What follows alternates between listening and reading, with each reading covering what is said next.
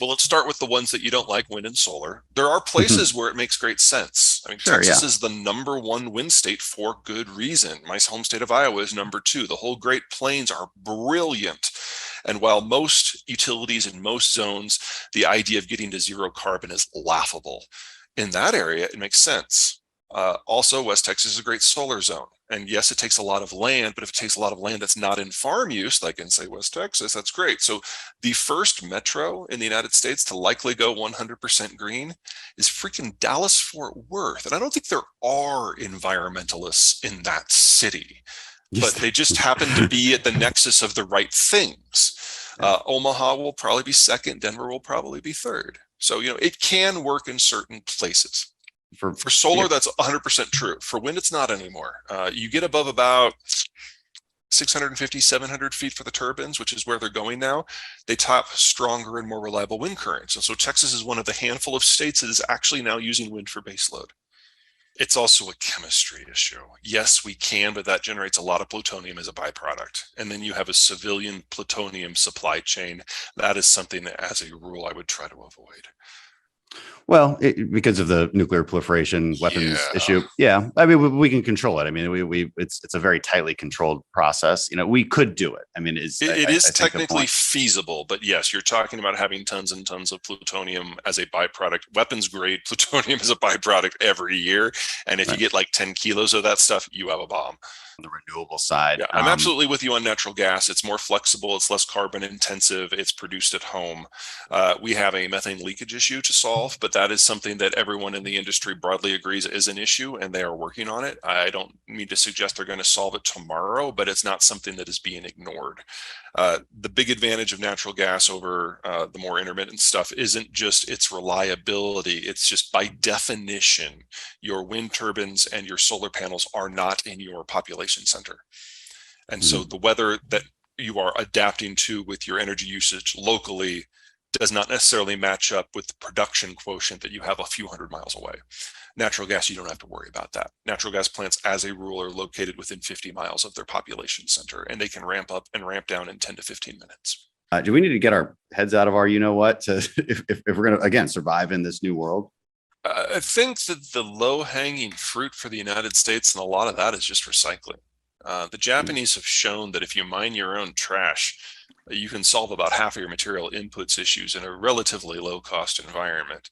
Yeah, interesting. Not as low cost as we have become used to in kind of this throwaway society that we have around the world for the last 20 years, but something that would Hmm. not regenerate too much of an inflation pulse, and you don't have to pay that once. Additionally, while there are huge restrictions on every industrial commodity, whether because the processing is China or the sourcing is in Russia or it's in Africa or wherever it happens to be. People forget that we have the whole Western hemisphere here. And most of what we need, not all, most of what we need is within the hemisphere. Now, that, if anything, maybe requires a little bit more of a mindset shift than simply regulation at home. We have to have better relations with countries like Bolivia, which is Hmm. a country that is very difficult to have a positive conversation with for anyone. But the materials are here.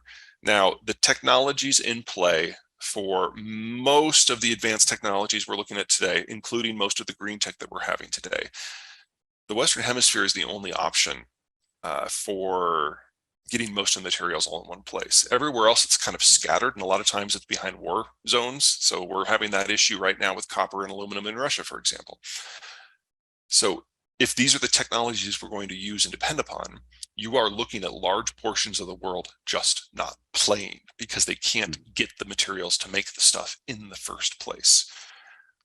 And then there's an intermediate step we're going to have to worry about that I'm not too concerned of. Right now, you might produce the lithium in a place like Argentina, but it's processed in China. The same happens for iron ore. The same happens for bauxite. All the processing is in China because it's a low value added thing that the Chinese workforce can do that's very capital intensive. It kind of plays to their strengths with the way they manage.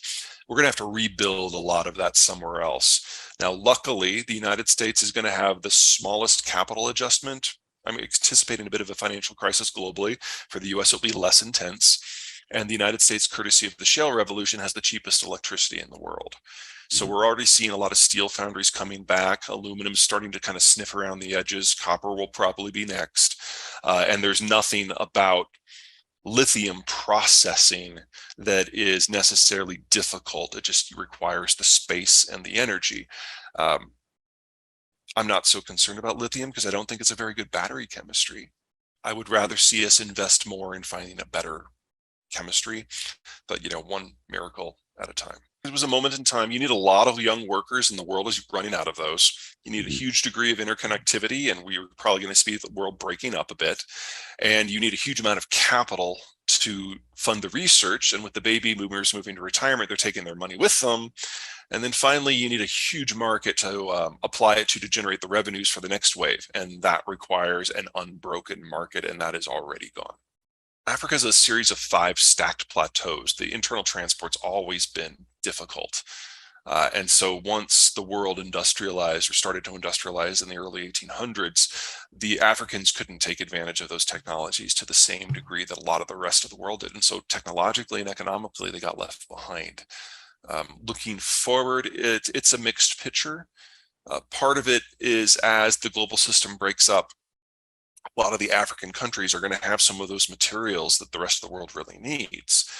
But while Africa is not as industrialized as the rest of the world, they are no longer unindustrialized. They can put up a fight. There will not be a new scramble for Africa colonial style. It'll have to be more in partnership.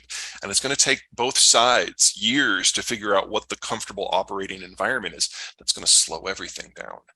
And in the meantime, we are going to have global food shortages that start at the end of this year.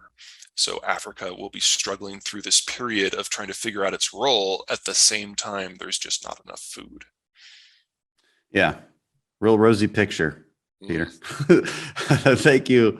We could probably go on for a while, but I know you got another interview and they just called votes here in the Capitol. I hear that's important. You should probably go. It's an important thing. Really appreciate it. I think this is, like I said, I was really looking forward to this one. And I got through your very long book pretty quickly because it's entertaining, it's interesting, that's original, and I highly recommend it. So congrats on that. Thank you. You do know it's available in audio, right? Yeah. No, I didn't. But I prefer. Yeah, I prefer not audio. Like it's hard for me to read, but I still prefer it if I can get through it. The iPad worked out just fine for me. Also, I had to start reading it before it was officially out to prepare for this, so didn't have the audio version. No, this was great. Really appreciate it, Peter. Thank you. My pleasure. Take care.